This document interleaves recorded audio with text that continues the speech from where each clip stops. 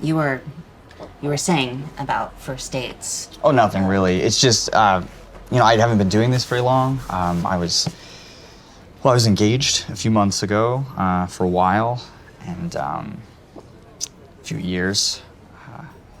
And just after we broke up, I threw myself into work, and these first dates just don't seem to get any easier, obviously.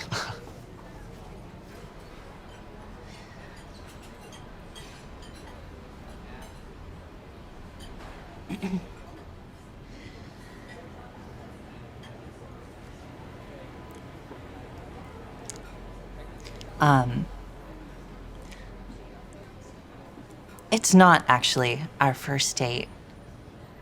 What?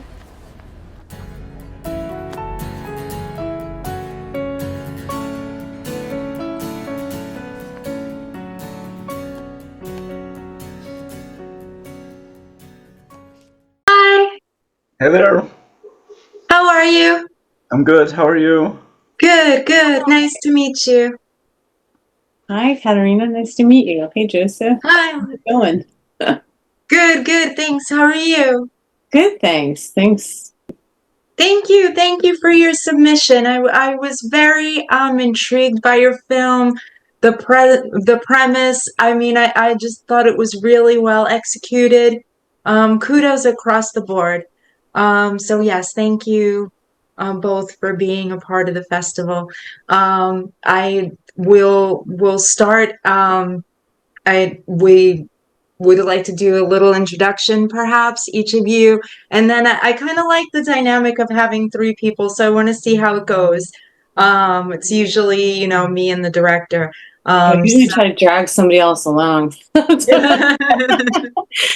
no, coming. it's cool because I kind of want to use it as a teaching moment. I want to see if we can maybe reenact a little bit of how the dialogue went between you two in the actual production. We'll use it, maybe people can actually grow as filmmakers and cinematographers from watching this.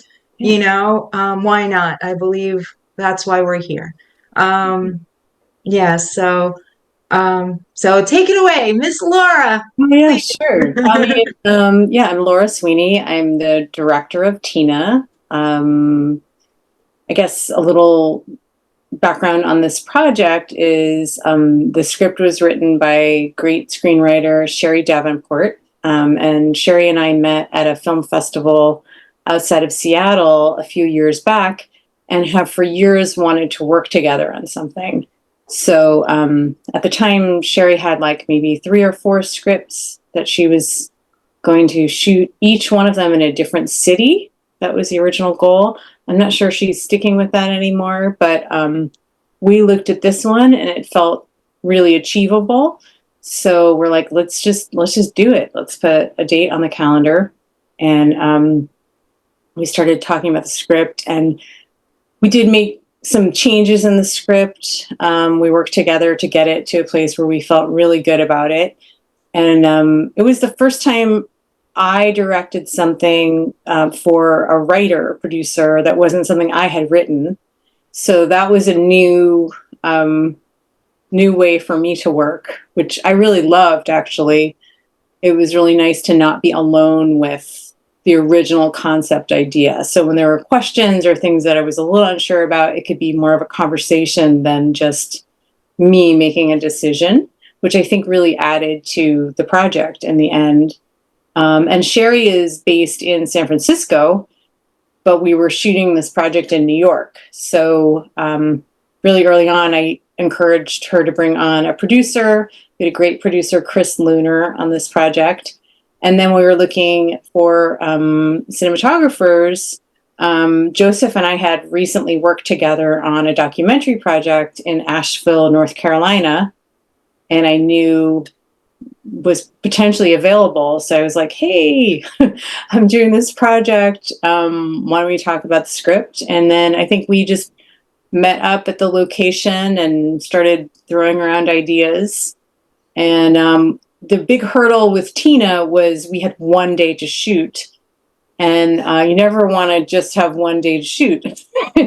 So, you go into it like, okay, this is probably impossible, but let's try to do it anyhow. So Joseph immediately was like, why don't we try 2 cameras? And I was like, yeah, I think it's going to be impossible if we don't do that. So yeah, we were limited in time with this project. So I feel like we did a really good job, though, in prep before we were on set, so that a lot of decisions, a lot of conversations could happen before we were like right there in the middle of shooting.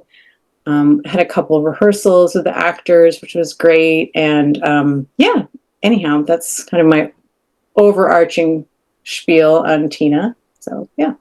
Fantastic, fantastic. And I would have never guessed you only had 1 day to shoot. So Thank you. great job, both of you. Yes. Joseph, would you like to introduce yourself? Give us a little bit of background on your career, and your take on the film. Yeah, absolutely. So hi everyone. I'm Joseph Overbey. I was the cinematographer on Tina. This is, as Laura mentioned, this is our second time working together. My background is kind of going further back. It's more in documentary cinematography, but in the past couple of years, I've been doing more and more narrative projects, and that's kind of started to take over a bit. So yeah, Laura and I, we started talking about this project maybe about 3 months, about 3 months before we started shooting. And I think that, we did a lot of planning together, just in terms of like the technical side and the cinematography and the location. I mean, in terms of like, in terms of the shots, the film was relatively simple, but we had this challenge of like 14 pages of dialogue, and like, how do we capture this, but not just capture it, but make it organic and natural. And I mean, one thing that popped out to me right away was this. We should do this 2 camera, and that's that's something like in my work that I've been encouraging a lot of people to do, just because I think you can get like more of a organic performance. You can also kind of like on set have this efficiency of time that you don't have if you're just stuck with 1 camera. So yeah, it was it was an interesting shoot. I mean, we did a lot. We did a ton of planning. I think we scouted the location together. We did a tech scout. There was just a lot of back and forth of Laura and Chris and myself, figuring out the logistics and everything. But yeah, it came together, quite nicely. I mean, I think our location was, really, really excellent, just in terms of, I mean, in terms of the look, but also in terms of the light. I mean, it was kind of ideal, actually. So we had that going for us out of the gate, and that just made life a lot easier. And, we were able to kind of like pre-visualize that, like doing the tech scouts to see like, okay, well, where is the sun going to be? Where are we going to put our actors in relationship to that? Where will our lights be? What can we afford to bring in on our budget? So we had a lot of discussions about that before. So it was 1 day of shooting, but I feel like it was like weeks of planning. Wow, yeah, and I guess that's what translates, because again, I would have never thought you just had 1 day. Never, never. So again, really well done, and you could tell how all this planning really shows up, on screen. How did you happen across the location?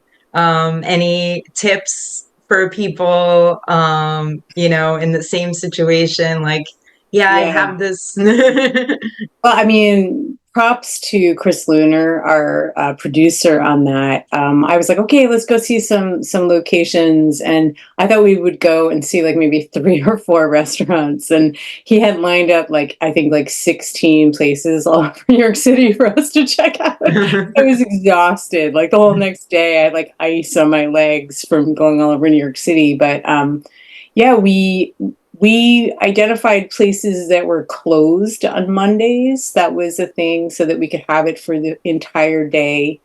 And then we just went in person and met with people, told them what we wanted to do. I think that having a great producer early on, so that, as a director, you don't have to be getting into those kinds of conversations. I think that Chris gave the restaurant owners like a great feeling of confidence that we would like take care of the location, everything would be smooth. and most of them were pretty into doing it.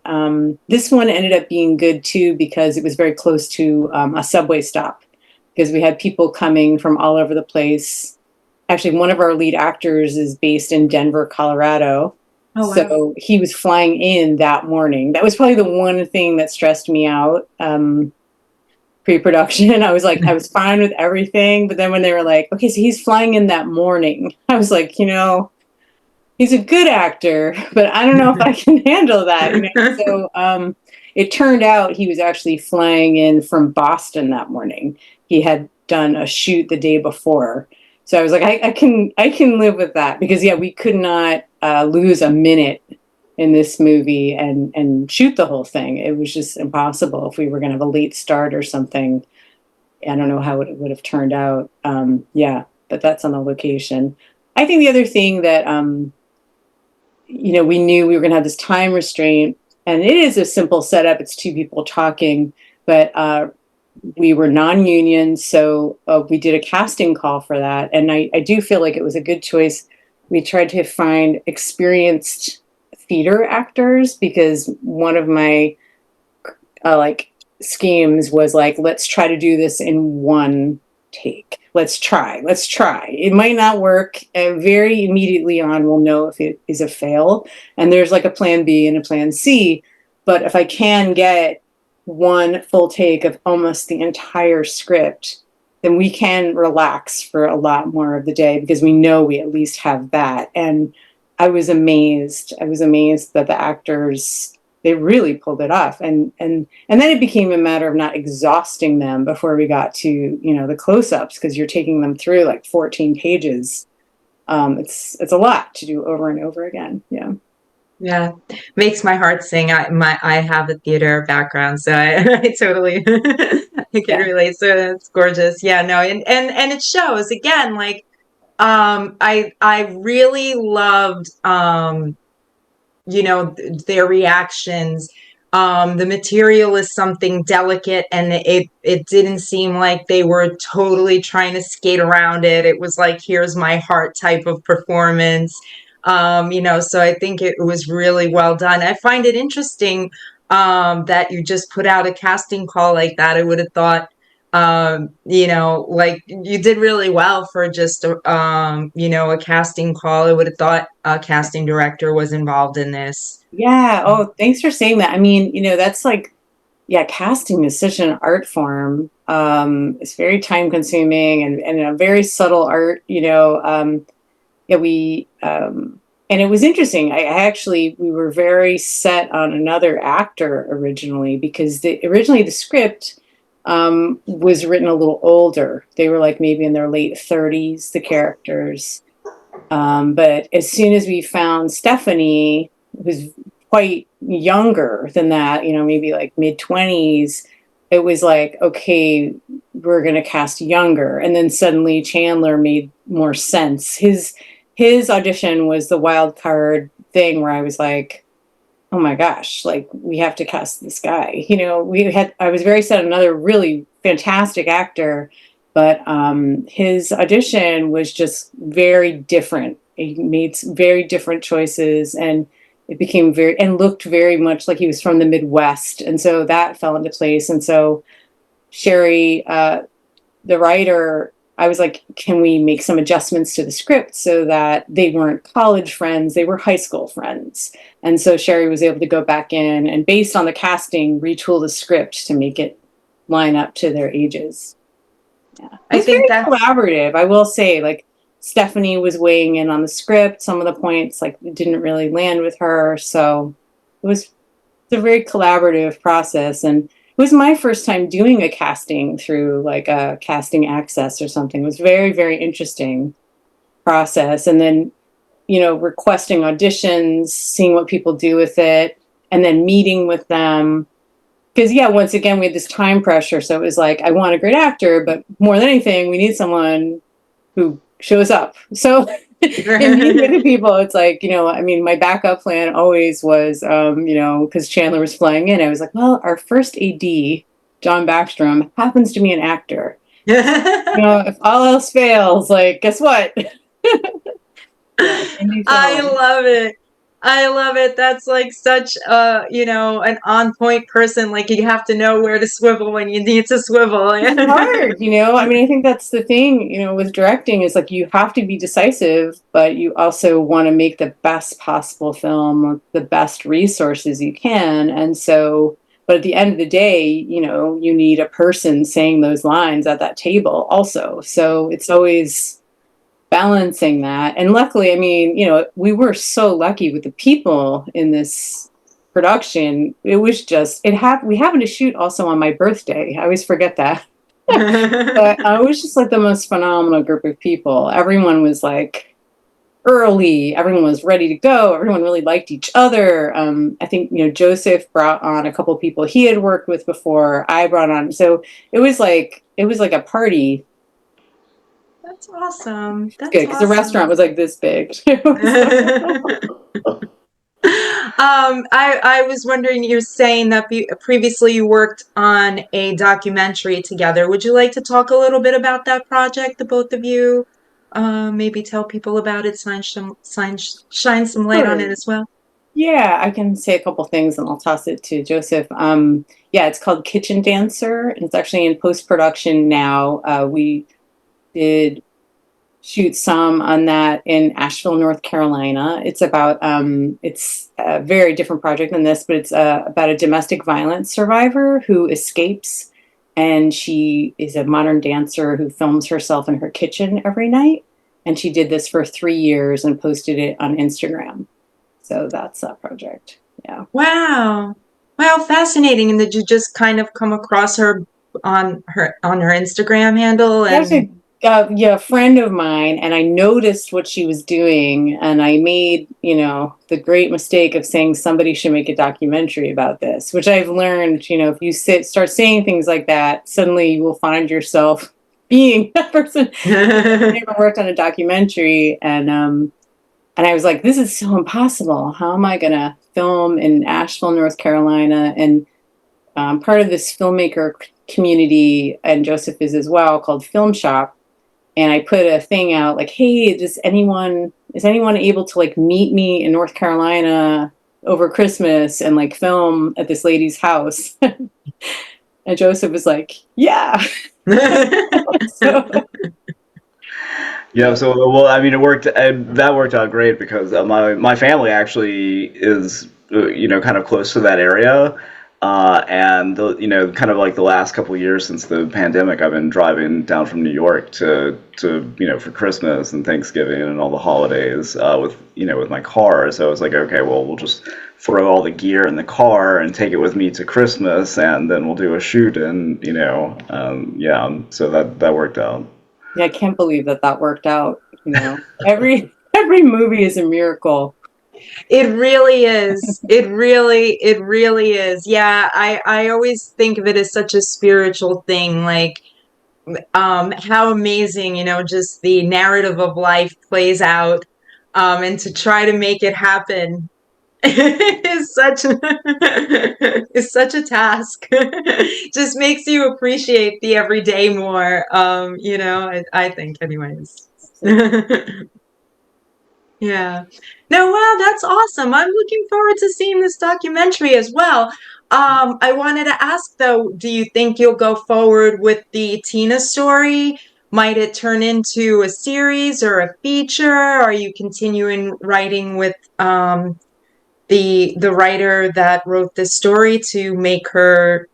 Yeah, I mean, well, this is her script, so I don't think there are plans to make it into a feature. I know she's working on another short project now. We might work on something else together in the future that she's written, but I think Tina, the goal behind it was to make a short, especially in this last year, and to get it out, get the message out as widely as possible. So yeah. Yeah, for people who don't know, haven't seen the film, do you want to reveal the kind of twist, I guess you could say? Maybe I know you didn't write it, but maybe Yeah, what yeah. moved I mean, you to pick the story? Yes, yes. Go. sure. Yeah. I mean, it's always tricky with this film because I don't want to reveal it because it's such a great viewer experience to not really know where it's going. So if you haven't seen the film, maybe go see the film and then listen to this interview. But yeah, I mean, the setup for Tina is that it's a first date on like a dating app, but it gets revealed that they know each other, and that Tina was in fact Tim, the main character Ryan's best friend in high school, who has recently transitioned.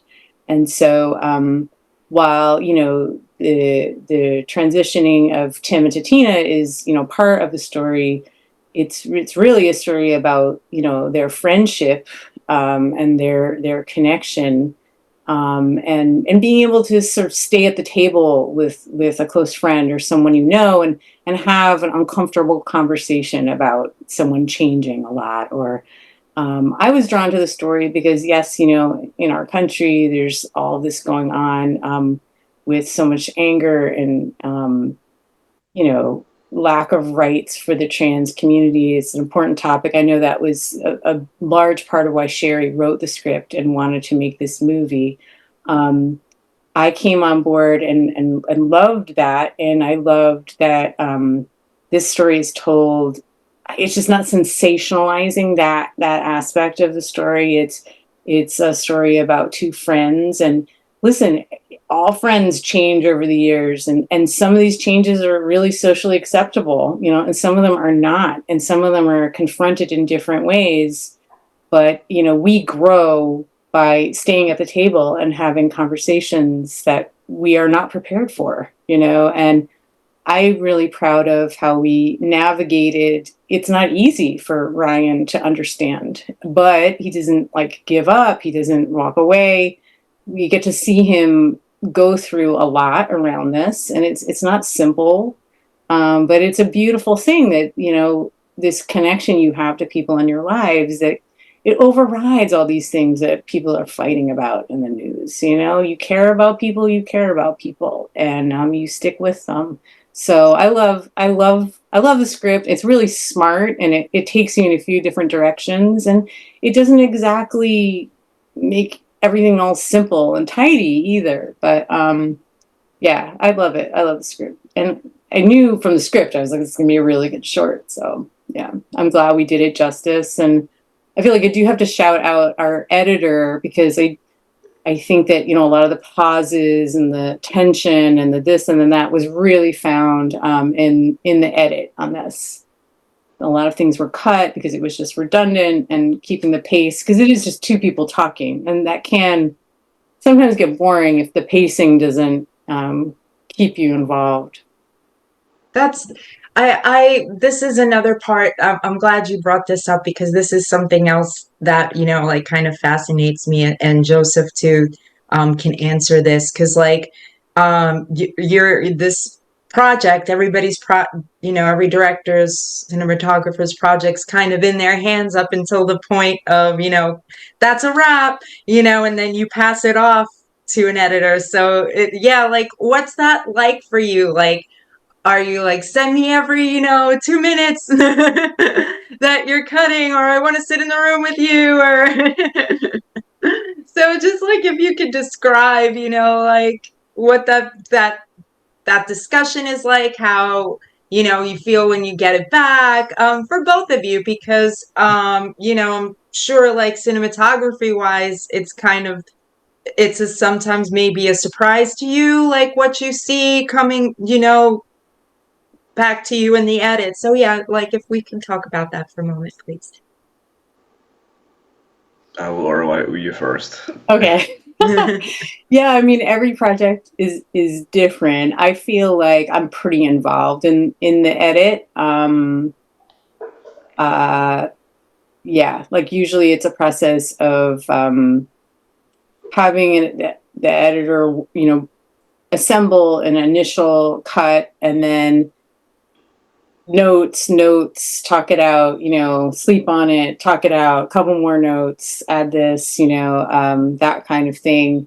And it goes on and on. And then you have to, at some point, be like, okay, enough, it's done enough. And I mean, I try to not share it with too many people until it's pretty close, because you only get that fresh eyes view on it a couple times. And then in this case, sharing it with Sherry, the writer, who's the, initial vision, I wanted her to, it feel like the movie before handing it off. And yeah, we were lucky. I'll pass it back to you. Yeah, so didn't have much to do with the edit at all, but it actually did come back to me again in post because I'm also a colorist. So many of the projects that I shoot actually come back to me in post, for color, and that's great because it's like you kind of have this full picture of like the workflow and kind of the color that is going to work for this. I think it's also great because I've seen Tina as a colorist probably about 100 or so times, just like watching it through and doing the color and doing revisions and things like that. So yeah, you kind of also you get to spend a lot of time with your own cinematography. So like everything you did right looks great, and then everything that you might not have done just right, you have to kind of live with it. So yeah, it's a good learning tool. Wow. I wonder, because I think this is such an looked part of the filmmaking experience is the coloring.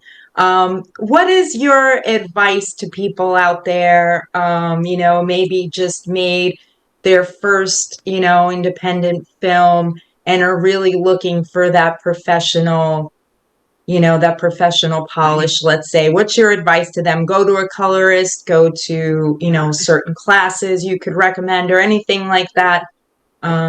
Yeah, I mean, I think today especially, there's like so many tools and so much online learning for color. It's become really accessible. I think really the big thing is just to kind of start thinking of it even before you shoot. I think for a lot of folks, they shoot and like they've crossed this huge milestone to get everything shot and edited, but then like the color is kind of like this final thought, in a way, and it's like, I think it's kind of important to start thinking about that beforehand and like how because that's going to inform like how you shoot it and kind of like how you approach things. I mean, I think it's always great to have like some kind of look on there, like when it goes into the edit, just because that really helps the editor kind of understand the tone.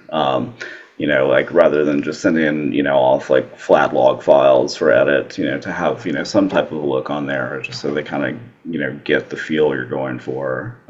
So yeah. Fantastic. Thank you. How did you learn personally?